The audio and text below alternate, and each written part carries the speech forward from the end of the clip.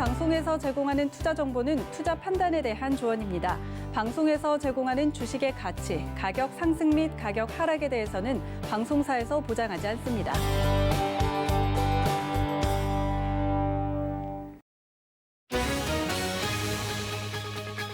간추린 경제 뉴스입니다. 뉴욕 3대 지수는 2% 안팎의 급락으로 마감했습니다. 지난 7일간 미국 내 하루 평균 코로나19 확진자가 6만 8천여 명을 기록하면서 최고치에 다다랐는데요. 이에 불안감을 키워갔고 또 부양책 합의까지 계속 연기되면서 대선 전 협상 타결에 대한 기대감이 사라진 것도 동반 악재로 작용했습니다. 한편 이 더블 악재의 변동성 지수는 17%나 급등했습니다. 국제유가가 3% 넘게 하락했습니다. 미국과 유럽의 코로나19 재확산과 리비아산 원유 공급 과잉 우려가 유가를 끌어내렸는데요. 유럽에서는 확진자가 폭증하면서 봉쇄 조치를 강화했습니다. 또 지난주 리비아가 원유 수출을 재개하면서 일평균 생산이 2주 안에 80만 배럴, 4주 안에 100만 배럴로 늘어날 것으로 전망되고 있습니다. 미국 국제무역위원회 ITC가 LG화학이 SK이노베이션을 상대로 낸 전기차 배터리 영업비밀 침해 소송의 최종 판결을 12월 10일로 또 연기했습니다. 앞서 이달 5일에서 26일로 3주 연기한 바 있는데요. 6주를 더 미룬 겁니다. ITC는 연기 이유에 대해서는 구체적으로 설명하지 않았습니다. 중국의 바이트댄스가 틱톡의 중국 사업을 분리해 IPO하는 방안을 검토하고 있는 것으로 알려졌습니다. 이를 위해 투자은행과 초기 논의를 시작했다고 전해졌는데요. 상장처로는 홍콩이나 상하이 증권거래소가 거론되고 있습니다. 앞서 바이트댄스는 미국의 오라클과 새로운 회사를 설립하기로 했지만 지배권을 둘러싼 미중 대립에 최종 합의에는 이르지 못한 바 있습니다.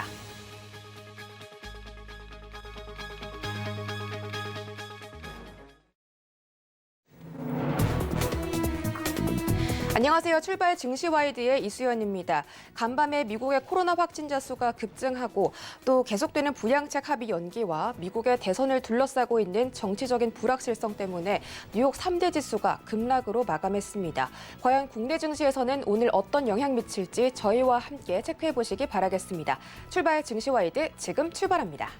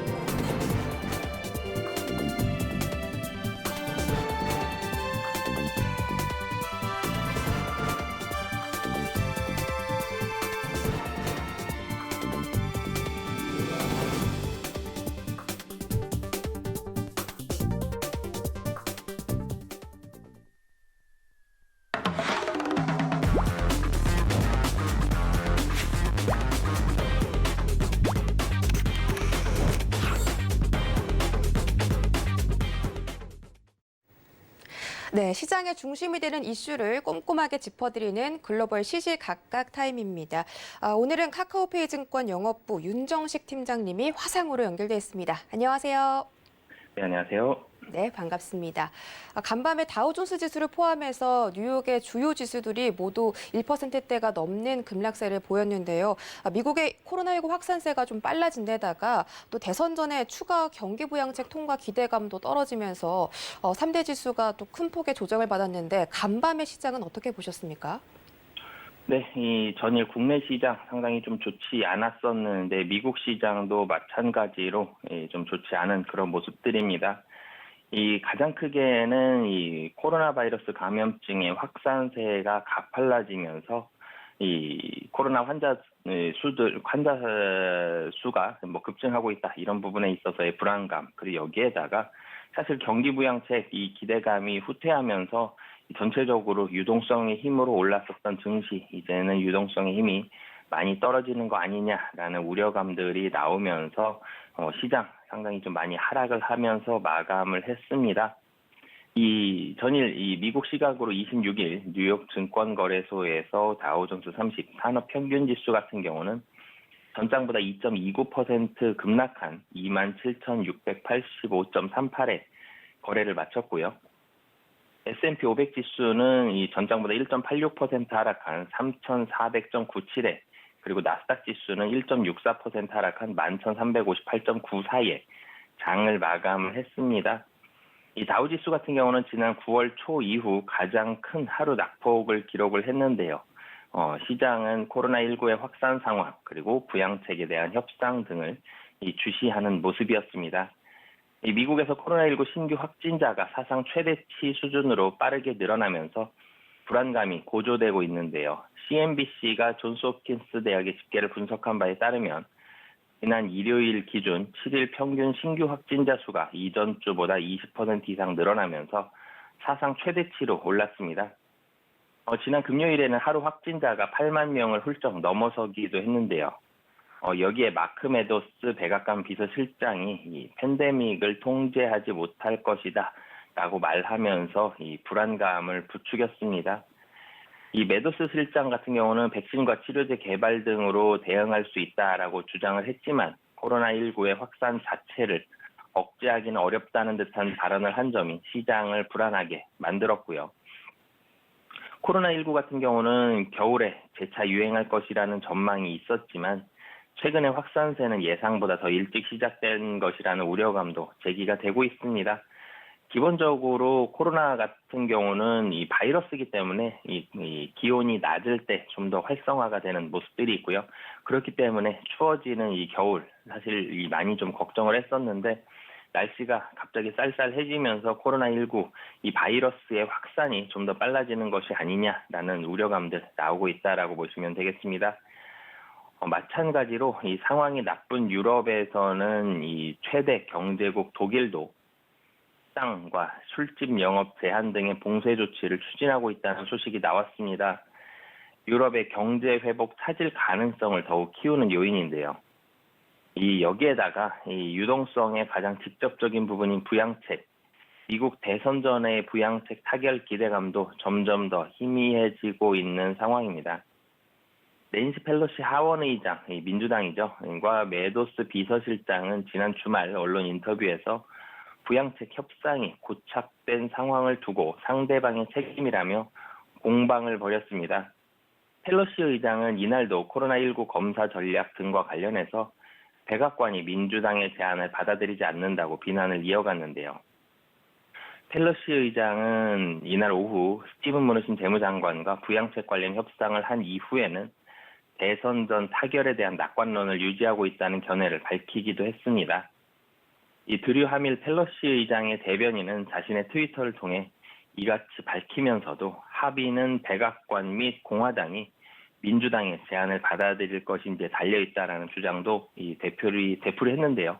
주요 지수 같은 경우는 이 하밀 대변인의 발언이 전해진 이후에 낙폭을 다소 줄였습니다. 하지만 여전히 백악관의 양보를 주장하고 있는 점 등으로 볼 때 대선 전에 극적인 합의가 나오기는 어려워졌다는 진단이 여전한 상황이고요. 여기에다가 미국과 중국의 갈등이 또 불거진 점도 불안 요인으로 작용했습니다. 자오리 젠 중국 외교부 대변인 같은 경우는 이 정례 브리핑에서 로키드 마틴과 보잉, 레이시언 등 미국의 3개 방산업체가 제재를 받을 것이라고 밝혔는데요. 미국이 대만에 무기 판매를 추진하는 데 대한 보복 차원입니다. 여기에 독일의 대표적 소프트웨어 기업인 SAP 주가가 20% 이상 폭락한 점도 시장 전반에 부담을 준 요인이었습니다. SAP가 향후 경영 실적에 대한 부정적인 예상을 내놓은 점이 주가 폭락을 촉발한 것으로 풀이가 되는데요. 코로나19 백신과 관련해 다소 긍정적인 소식도 있었지만 시장 전반에 이런 불안을 달래기에는 부족한 모습이었습니다. 가장 대표적인 백신 개발사 중에 하나인 아스트라제네카는 개발 중인 코로나19 백신이 노인을 대상으로 젊은 사람과 유사한 면역 반응을 나타냈다고 밝혔는데요. 전체적으로 경제 지표도 모두 부진한 그런 모습들을 보여줬습니다. 미국 상무부는 지난 9월 신규 주택 판매가 전월 대비 3.5% 감소한 연율 95만 9천 채를 기록했다고 밝혔고요. 5개월 만에 감소하는 모습입니다. 월스트리트 저널이 집계한 전문가들 전망치 1%가 증가한 102만 채에 못 미치는 상황이고요. 시카고 연방준비은행은 9월 전미 활동 지수가 0.27로 전월에 1.11에서 하락했다고 발표를 했습니다. 하지만 댈러스 연은이 발표한 10월 기업 활동 지수는 19.8로 전월에 13.6에서 상승하는 모습을 보여줬습니다. 종목별로 조금 더 자세히 말씀을 드리면요. 독일의 소프트웨어 회사인 SAP는 상향될 것이라는 기대와 달리 가이던스 하향 조정을 발표하면서 23.16% 급락하는 모습을 보여줬습니다. 특히 코로나로 인해서 큰 타격을 입은 기업들이 지속적인 영향을 받고 있어서 향후 전망은 불확실하다고 주장을 하면서 이 시장의 불안감을 키우는 가장 직접적인 요인으로 작용을 했고요. 이 영향으로 광고 수익 둔화 가능성이 높아지자 구글의 모회사인 알파벳이 2.98% 하락을 했고요. 페이스북이 2.7%, 트위터가 2.85% 하락하면서 이 온라인 광고 수익 기반 기업들의 낙폭 상당히 크게 작용을 했습니다. 이는 지난번 IBM이 실적 발표에서 고객들의 우선순위가 안정성과 현금 보존에 초점을 맞추고 있다는 언급에 이어서 SAP 또한 이러한 발표를 하자 이 IBM은 3.26% 하락을 했고요. MS가 2.84%, 그리고 세일즈포스가 3.41%, 서비스나우가 2.41% 하락하면서 전체적으로 소프트웨어 업체들 또한 하락폭 상당히 좀 크게 작용을 했습니다. 한편 코로나가 걷잡을 수 없을 정도로 확산이 되자 이 델타 항공이 6.09%, 보잉이 3.90% 하락하면서 항공업종 가장 크게 좀 하락하는 모습들을 보여줬고요. 부킹닷컴과 디즈니와 같은 여행주들도 이 3에서 4% 정도 하락하는 모습을 보여줬습니다. 카니발 등 크루즈 업종은 카니발이 8.66% 하락을 했고요.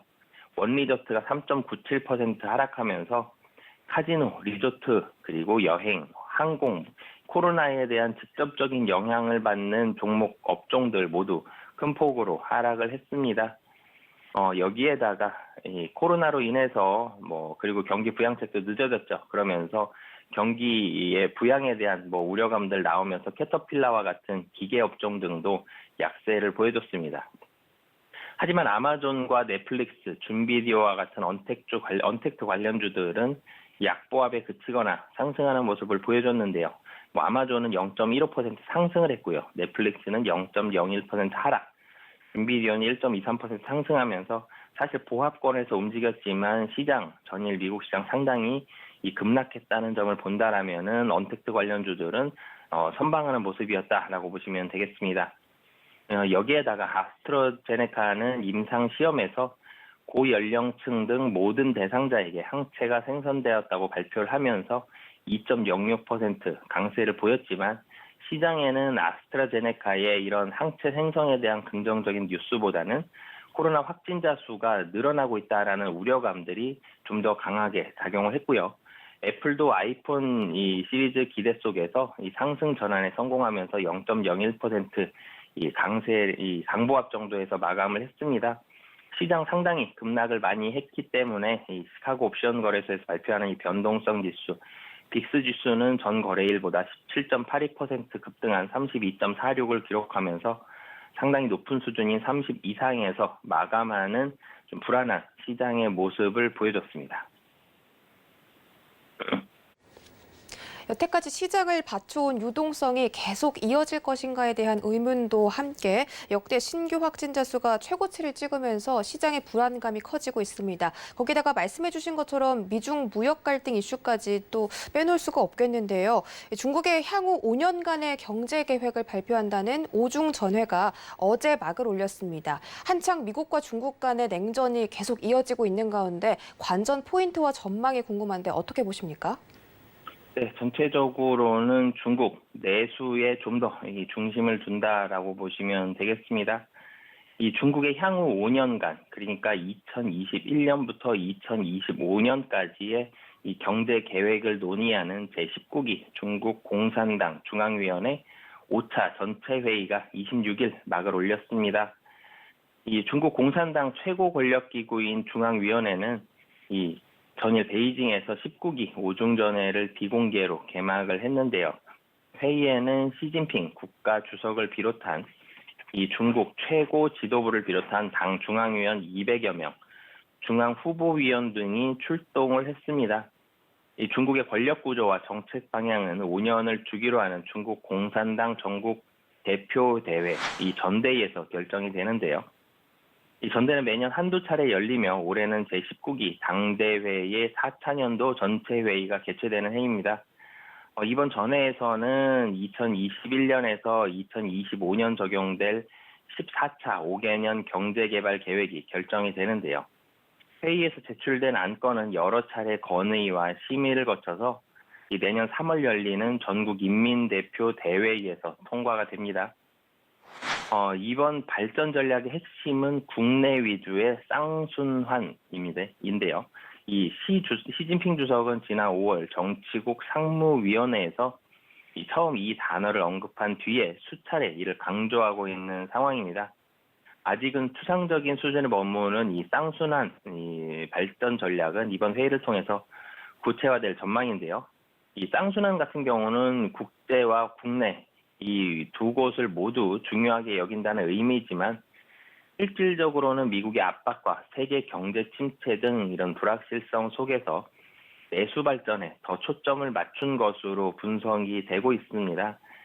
이 중국은 미국이 추구하는 이 디커플링을 막기 위해 경제 자립에 주력하면서도 이 대외 개방 확대 기조를 유지할 전망인데요. 결국 중국의 경제 자립이란 이 화웨이 제재 등에 흔들리지 않도록 기술 자립을 중심으로 한 산업 구조 고도화가 될 것이라는 분석입니다. 그동안은 몸집 키우기에 좀 더 집중이 됐다면 이제는 이 산업 구조의 고도화, 체질 개선에 좀 더 집중을 하겠다는 이 의미인데요. 여기에다가 중국이 이를 위해서 어떤 핵심 기술을 키울지도 주목을 하고 있습니다. 우선 중국에서 7대 신인프라로 꼽히는 이 5세대 이동통신, 이 5G와 인공지능, 빅데이터 센터, 그리고 산업인터넷, 특고압송 전설비, 이 UHV라 그러죠. 그리고 광역철도망, 신에너지 자동차, 충전시설 등에 대한 대대적인 투자가 이루어질 전망인데요. 이 중에서 이 5G와 이 인공지능, AI 등 첨단 산업 발전을 위해서는 반도체 기술이 필수적인 상황입니다. 중국 정부는 미국의 압박에 대응하기 위해서 반도체 기업에 파격적인 세제 혜택을 마련하는 등 반도체 굴기를 지속하기 위한 대책을 추진하고 있는데요. 반도체 기술을 확보해야 미국의 제재 속에서도 살아남을 수 있기 때문입니다. 중국은 2025년까지 반도체 자금률을 70%로 끌어올린다는 목표인데요. 기술 첨단화로 대외 의존도를 축소하고 이를 위한 연구개발에 대한 투자 확대도 예상이 되고 있습니다. 중국은 국내 총생산, GDP에서 R&D 투자가 차지하는 비중이 2019년도는 2.19%에 불과했는데요. 2020년도는 2.5%로 소폭 상향되는 모습이었습니다. 지난해 기준 한국의 GDP 대비 R&D 투자 비중은 4.53%였고 일본이 3.28, 독일 3.13 등도 중국보다 높은 수준을 유지하고 있는데요. 그러면서 중국 같은 경우는 이 반도체, 소프트웨어, 정밀기계와 같은 기초 연구와 과학기술 연구 투입 비용 등을 큰 폭으로 늘어날 가능성이 있기 때문에 향후 2025년도까지 본다라면은 3%대까지 늘어날 가능성이 높다라고 보시면 되겠습니다. 이 회의에서는 이 중국의 향후 국제적인 성장률 목표를 제시할지도 논의할 전망인데요. 중국은 올해 코로나19 상황을 고려해서 성장률 전망치를 제시하지는 않았습니다. 이 중국 공산당은 2020년 GDP를 2010년에 2배로 늘리고 빈곤 인구를 퇴치해서 전면적인 이 샤오캉 사회를 달성하겠다는 목표를 제시해 왔는데요. 하지만 코로나19 사태로 인해서 성장률이 급감하면서 이 목표에 대한 실현 상당히 어려워진 상황이었습니다. 그러면서 여러 가지 지표들도 모두 좋지 않았던 상황인데요. 하지만 이런 부분에 있어서의 어느 정도의 실천적인 숫자, 목표가 이번 회의 때 나올지도 시장 주목하고 있는 방향이고요. 여기에다가 가장 시장에서 주목을 많이 받았었던 이 화웨이, 사실은 이 화웨이 때문에 중국에서 이번 국내 이 내수에 좀 더 초점을 두는 이런 목표들도 나오고 있는데요. 이 미국 제재 속에서 매출 성장세 상당히 좀 많이 꺾였지만 이 애국 소비에 대한 기대감 나온다라고 보시면 되겠습니다. 이 24일 글로벌 타임스에 따르면 전날 이 화웨이가 공개한 올해 1월에서 9월 달 매출은 약 6,713억 위안으로 지난해 같은 기간보다 9.9% 늘었습니다. 1에서 9월 달까지의 순이익 증가율도 8%로 상반기보다 하락을 했는데요. 이 화웨이 같은 경우는 미국 정부의 제재로 구글 안드로이드 운영체제를 사용할 수가 없어서 해외 시장에서 스마트폰 판매에 타격을 입고 있습니다. 게다가 지난 15일부터 시작된 추가 제재로 인해서 첨단 반도체 조달이 어려워져 스마트폰 사업이 위기에 놓였는데요. 하지만 글로벌 타임스는 전문가를 인용해 중국 소비자들의 애국 소비 덕분에 화웨이가 가장 힘든 시기를 이겨낼 수 있을 것이라는 희망 섞인 전망을 했습니다. 화웨이가 지난 22일 공개한 메이트 40 시리즈 이 스마트폰은 전날 중국 온라인몰 징둥의 사전 판매에서 28초 만에 매진이 됐습니다. 애플의 신제품인 아이폰 12가 30초 만에 다 팔린 것을 능가한 기록인데요. 화웨이의 플래그십 매장 앞에서는 메이트 40 구매 예약을 원하는 소비자들이 줄을 서기도 했습니다. 그러면서 화웨이 같은 경우는 우선 내수 쪽에 기대서 어느 정도의 판매를 좀 유지하면서 시간을 좀 버는 전략까지 구사를 하고 있는데요. 전체적으로 중국 경기 내수 중심으로 어느 정도까지 성장할지, 어느 정도의 숫자를 목표로 제시할지는 이번 회의를 통해서 좀 결정된다라고 보시면 되겠습니다. 네, 중국 오중 전회에 대한 관전 포인트 짚어드렸습니다. 다음 달에는 세계적인 쇼핑 축제죠. 블랙 프라이데이와 광군제가 시작이 되는데요. 국내 유통사들의 할인 경쟁이 이르면 10월 말부터 시작된다고 합니다. 특히 지금 중국 내 소비 심리가 개선되면서 관련주의 전망들과 기대가 되고 있는데 투자 전략까지 좀 함께 짚어주시죠. 네, 우선 결론부터 요약을 해본다면 블랙 프라이데이는 좀 아직 기대감, 특히 오프라인 매장 상당히 좀 좋지 않을 것으로 보여지고요. 중국의 광군제는 상당히 좀 호황을 누릴 것으로 예상을 할 수 있겠습니다. 미국의 블랙 프라이데이의 매출은 코로나19 때문에 온라인 판매가 늘어난 만큼 오프라인 구매가 줄어들면서 정체될 것으로 보이고요. 중국의 광군제 매출은 코로나19 극복에 힘입어서 가파른 오름세가 기대가 됩니다. 월스트리트 저널에 따르면 18일, 현지 시간으로 18일 업계 전문가들을 인용을 해서 11월 27일 블랙 프라이데이를 포함해서 11월에서 12월을 아우르는 연말 쇼핑 시즌 매출이 제자리 걸음을 한다라는 분석이 계속 나오고 있고요. 미국에 있어서의 코로나19 때문에 온라인 쇼핑은 규모가 20% 이상 증가를 하겠지만 동시에 오프라인 매출은 온라인 매출 증가의 이상으로 매출이 급감한다라는 분석들이 나오고 있습니다. 다른 시장 조사 업체인 어니스트 리서치에 따르면 이달 7일 미국 기준으로 미국인들의 신용 및 현금 카드 사용량은 공연 및 행사 분야에서 전년 동기 대비 71%가 감소했고 교통과 여행 비용 또한 46.4%가 감소를 했습니다. 전체적으로 소비가 감소를 하기 때문에 오프라인에서는 상당히 좀 타격이 클 것으로 보여지고요. 전문가들은 코로나19와 동시에서 전염병에 따른 경기 불황 그리고 미국 정부의 5차 경기 부양안 협상에 대해서 난항이 겹치면서 소비 심리가 상당히 좀 위축됐다라고는 분석들이 나오고 있습니다. 이 월스트리트 저널 같은 경우는 사람들이 불확실성 때문에 돈이 생기면 쓰기보다는 저축하거나 빚을 갚아 재정적인 여유를 추구한다라고 분석을 했는데요.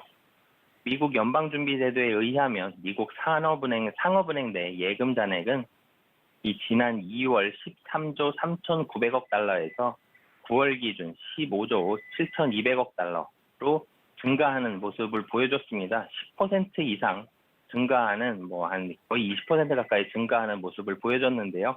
그만큼 미래에 대한 불확실성이 크기 때문에 돈이 생기면 이 소비하기보다는 이 예금하는 그런 모습들이 강하고요. 소비를 사실 계속 해야지 현금이 돌면서 이에 대한 이 유동성들이 풍부해지는 상황인데 돈이 생길 때마다 은행에 쟁여두게 된다라면은 사실 경기가 활성화되기는 상당히 좀 어려운 상황이다라고 보시면 되겠습니다. 하지만 블랙 프라이데이와는 반대로 중국에서 11월 11일 전후로 열리는 이 광군제 행사는 성황리에 진행될 전망인데요. 사실상 코로나19 종식을 선언한 중국의 9월 소매 판매 증가율은 3.3%로 시장 전망치인 1.6%를 크게 웃돌고 있는 상황입니다. 이 중국의 소매 판매 증가율 같은 경우는 지난 1, 2월에는 마이너스 20% 이상까지로 떨어졌지만 8월에 0.5% 상승을 기록하면서 플러스 전환을 했고요. 그러면서 이번 9월에는 이 3.3%를 기록하면서 굉장히 가파르게 상승을 하고 있습니다.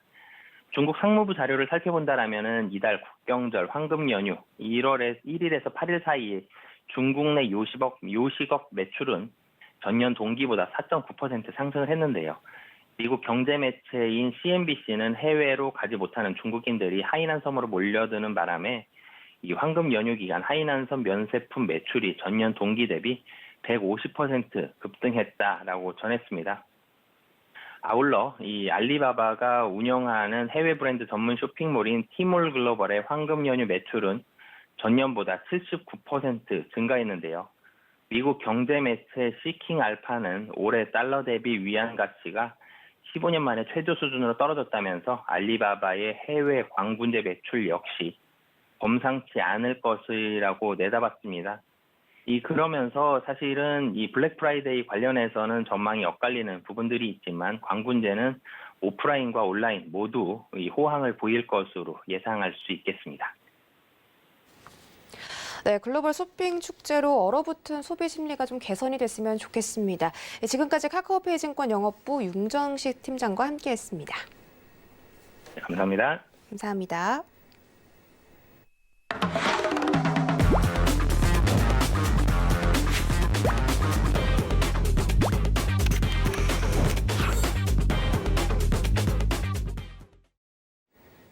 네, 국내외 시장 쟁점을 분석해보는 라이브 이슈 타임입니다. 오늘은 KTB 투자증권의 이성훈 과장님 전화 연결돼 있습니다. 안녕하세요. 네, 안녕하십니까? 네, 반갑습니다. 어제 우리 시장에서는 이건희 삼성그룹 회장의 타계 소식이 이어지면서 이재용 부회장의 경영이 본격화가 되었습니다. 이에 따라서 배당금과 친주주 정책 등의 이슈가 있었고요. 또 함께 지배구조 개편 기대감까지 실리면서 어제 하락장에도 불구하고 삼성그룹주의 주가가 강세를 보였습니다. 이런 부분에 대해서 투자 방향을 어떻게 가져가 보면 좋을까요? 예, 우선 말씀하셨듯이 지배 구조의 변화 그리고 여러 가지 어떤 세금이나 이런 부분에 있어서 얘기가 많은데 우선 중요한 부분은 딱히 이렇게 정해진 게 없다라고 좀 생각이 되고 있고요. 현 시점에서 지배 구조 개편에 대해서도 그 얘기는 많긴 하지만 예단하기는 정말 어렵다라는 생각이 되고 있습니다. 이재용 삼성전자 부회장이 17.3%의 지분을 보유하면서 우선 최대 주주인 이 삼성물산의 기업 가치가 어떻게 변할지 부분은 시장에서 많이 관심이 가고 있다라고 좀 볼 수 있겠는데요. 지금 현재 봤을 때는 그 어떤 중요한 부분은 상속은 하는데 이 상속에 대한 부분에 있어서 이 가족 간의 어떤 경영권 확보에 대한 얘기가 좀 있었다고 한다면, 뭐 삼성물산과 삼성생명, 그리고 가족 지분, 보유 지분을 통한 삼성전자 경영권 유지에는 큰 변화는 없을 것이란 얘기입니다. 다만 이제 뭐 삼성물산과 제일모직의 합병 무효 소송 결과에 따른 영향은 불확실 요인이라는 게 좀 그 삼성물산의 어떤 이벤트라고 좀 볼 수 있겠고요. 또 어제 같은 경우는 삼성생명에 대한 부분에 있어서 상승세가 좀 눈에 띄었는데, 또 이제 배당 확대 기대감이 부각되면서 이 부분이 좀 시장에서 좀 관심을 가졌다라고 볼 수 있습니다. 뭐 이건희 삼성 회장이 별세하면서 이재용 부회장 같은 부회장 외 가족들한테 이 어떤 이 상속세 사에 대한 규모가 한 10조 원 이상에 달할 것으로 추정되는데, 이러한 조 단위의 상속세 재원을 마련하기 위해서 이 계열사 배당이 확대될 가능성이 크다는 부분은 좀 의미심장하다라고 좀 볼 수 있겠습니다. 또 이제 뭐 삼성생명 같은 경우는 삼성전자의 최대 주주이기 때문에 이재용 부회장과 또 이제 가족 삼성생명 지분 상속이 어떻게 보면 누수 없이 이루어질 가능성은 좀 있다라고 생각이 되고 있고요.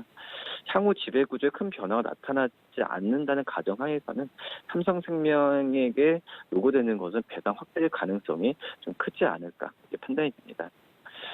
여기에 이제 뭐 삼성전자의 어떤 주주환원 정책이 올해로 좀 끝나고요. 새로운 주주환원 정책이 곧 결정될 예정인데, 이 새로운 주주환원 정책이 구체적으로 어떻게 결정될지는 예상하기 어렵지만, 이 주주환원이 좀 더 확대되는 방향으로 될 가능성이 높아서 삼성전자 주가에는 또 긍정적인 영향으로 가지 않을까 이렇게 좀 판단이 되고 있습니다. 네, 삼성 오너들이 직접적으로 보유하고 있는 주식의 종목들이 지금 너무 잘 가고 있고요. 이에 따라서 추가적인 상승도 예상되고 있다라고 정리해 보도록 하겠습니다. 다음으로는 국내 배터리 업계가 운명의 주간을 맞이했습니다. LG화학과 SK이노베이션 간의 배터리 소송 최종 판결도 남아 있고요. 또 SK이노베이션과 삼성 SDI의 3분기 실적 발표도 앞두고 있습니다. 많은 국내 투자자분들이 배터리 업계에 많이 몸을 담고 있는 만큼 또 관심도 집중되고 있는데, 자세한 내용 좀 짚어봐 주시죠. 네, 이번 주 같은 경우에는 이 배터리 업체들에 대한 이벤트가 굉장히 좀 많은 상태라고 좀 볼 수 있겠고요. 우선 연기됐습니다. 우선 ICT가 LG화학과 SK이노베이션의 이 전기차 배터리 영업 비밀, 이 침해 소송의 최종 결정을 또 미뤘습니다.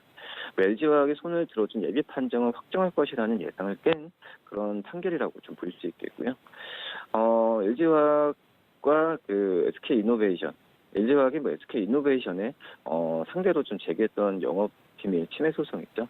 12월 10일 날 내리겠다고 결정을 하면서 가장 큰 초미의 관심사였던 부분이었는데, 우선 뭐 LG화학에 대한 어떤 다시 판결을 좋게 내릴 것이라는 관측이 조심스럽게 있었는데, 이 연기를 하게 되면서 어떻게 보면은 오늘 주가에 LG화학과 또 SK이노베이션 주가가 또 상대적으로 움직일 가능성이 좀 있다라고 좀 생각이 되고 있고요. 우선 SK이노베이션은 이의를 그 전에 제기했습니다.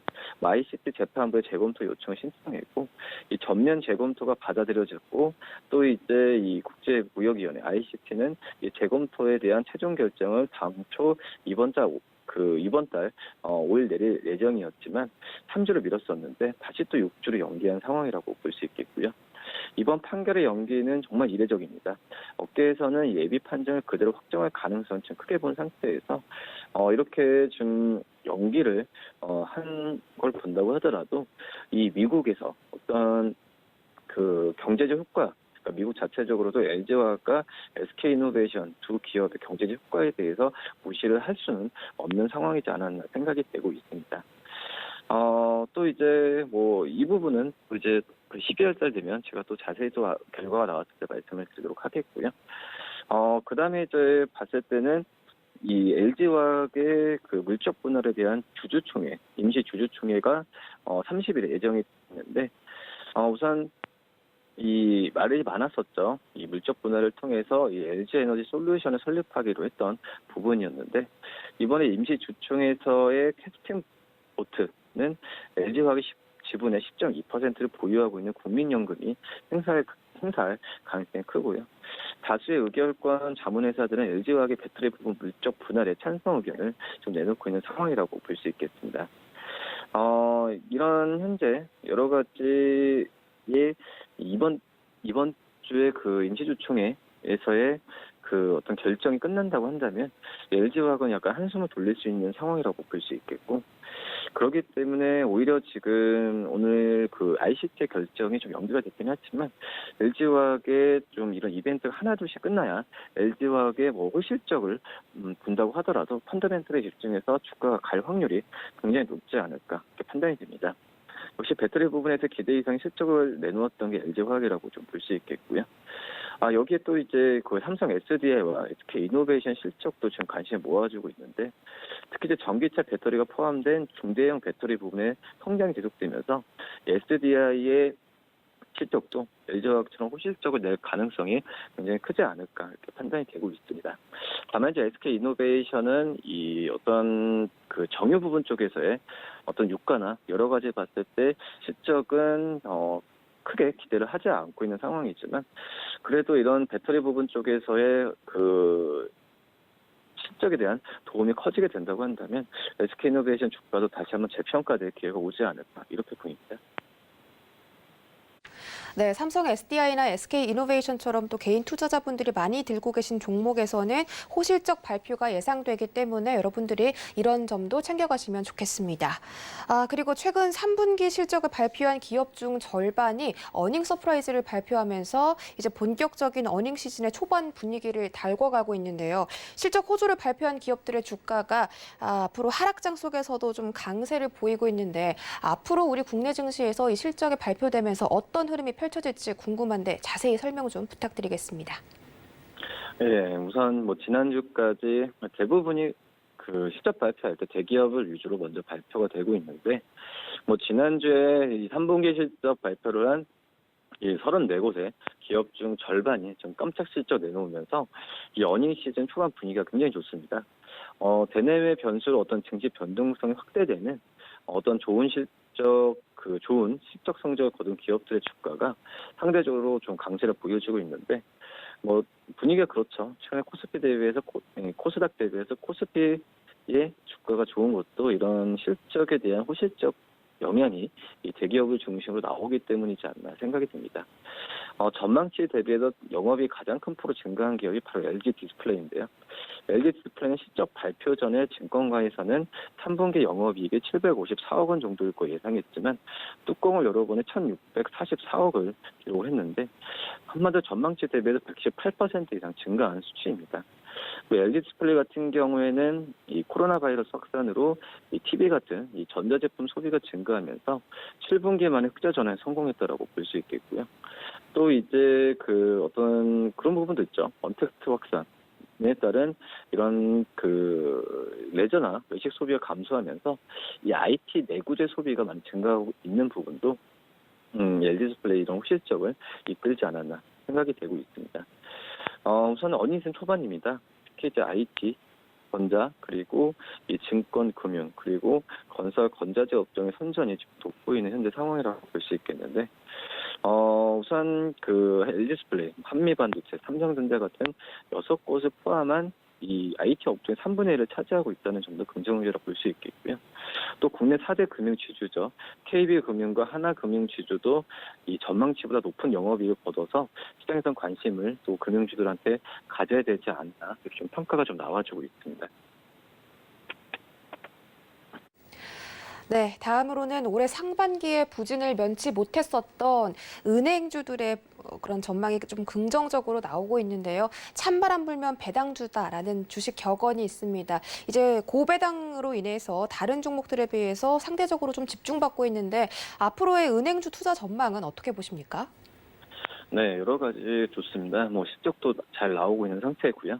또 주가 밸류에이션도 다른 업종 대비해서 올해 상반기 때 소외됐기 때문에 이런 그 저가 매수에 대한 기회가 많이 올 것으로 판단이 되고 있고, 발표됐었던 뭐 하나금융지주, 그리고 이 우리금융지주, KB금융, 우선 그 KB금융이죠. KB금융, 하나금융 지주 같은 경우에도 발표됐던 그 실적 내용을 본다고 하더라도 지금 현재는 어떤 이 단순 이자 수익뿐만 아니라 특히 이제 하나금융 지주 같은 경우에는 하나카드의 그 신용카드 수수료 증대에 따른 어떤 순이익도 연결이 되어 있는 상태고요. 또 이제 KB금융 같은 경우에도 이 프루덴스 생명 인수 관련 연가 매수 차익도 반영되면서 여러 가지 면에서 봤을 때 금융지주가 이제 단순 이자 수익과 예금 이자가 아니라 여러 가지 비금융 쪽으로의 수익이 계속 나오는 부분으로 가지 않을까 이렇게 좀 판단이 되고 있습니다. 또 이제 추후에 봤을 때도 이 이자익의 증가세는 3분기뿐만 아니라 4분기에도 이어질 가능성이 크다라고 판단이 되고 있기 때문에 이 금융, 특히 은행업종에 대한 관심은 꾸준히 가져야 되지 않을까 이렇게 전망됩니다. 네, 지금까지 KTB 투자증권의 이성훈 과장님과 함께했습니다. 고맙습니다. 네, 감사합니다. 네, 잠시 후에 실시간 트레이딩 소통 방송이 순간 포착 매매 시그널이 이어집니다. 지금같이 변동성이 큰 시장, 하락장에서 과연 어떻게 대응하면 좋을지 투자 전략들 가득 챙겨드리도록 할 테니까요. 채널 고정해 주시기 바라겠습니다. 시청해 주신 여러분 고맙습니다.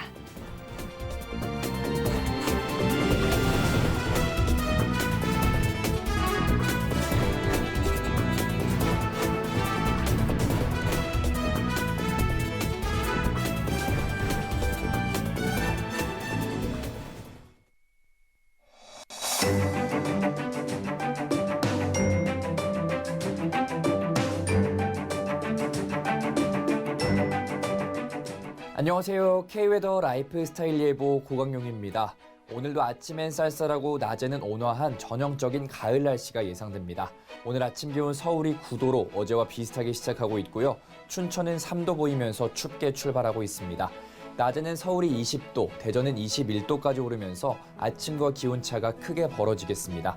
이 큰 일교차에 감기 걸리지 않도록 건강관리 잘 해주셔야겠습니다. 오늘 아침 전국 하늘 대부분 맑게 드러나 있는 가운데 서해안과 내륙 곳곳에는 안개가 자욱한데요. 일부 지역은 가시거리가 200m 이하로 매우 짧은 곳들도 있기 때문에 오늘 아침 출근길 차간 거리를 넉넉하게 유지하면서 안전운전 하셔야겠습니다. 오늘 우리나라는 서해상에 위치한 고기압의 영향으로 전국이 대체로 맑겠습니다. 다만 국내에서 발생한 대기오염 물질이 정체하고 축적되면서 대기 질이 좋지 못하겠는데요. 오늘 미세먼지 농도 강원 영동과 제주도를 제외한 전국이 나쁨 단계에 보이겠습니다. 호흡기 관리에 신경 써주셔야겠습니다. 다음은 자세한 지역별 날씨입니다. 중부지방 아침 기온 청주 7도, 인천 11도로 시작하겠습니다. 한낮 기온 인천 18도, 청주와 수원은 20도까지 오르겠습니다. 강원 영동은 건조주의보가 발효 중인 가운데 강릉의 아침 기온 9도, 낮 기온 20도가 예상됩니다. 남부지방 아침 기온 대구 7도, 전주 8도 보이고 있습니다. 한낮 기온 광주 21도, 부산과 대구는 22도가 예상됩니다. 오늘은 전해상이 대체로 맑겠고요. 물결도 대체로 잔잔하게 일겠습니다. 목요일 서울의 아침 기온이 5도까지 내려가며 추워지겠고요. 일요일에는 중부지방에 비 소식이 들어 있습니다. 날씨였습니다.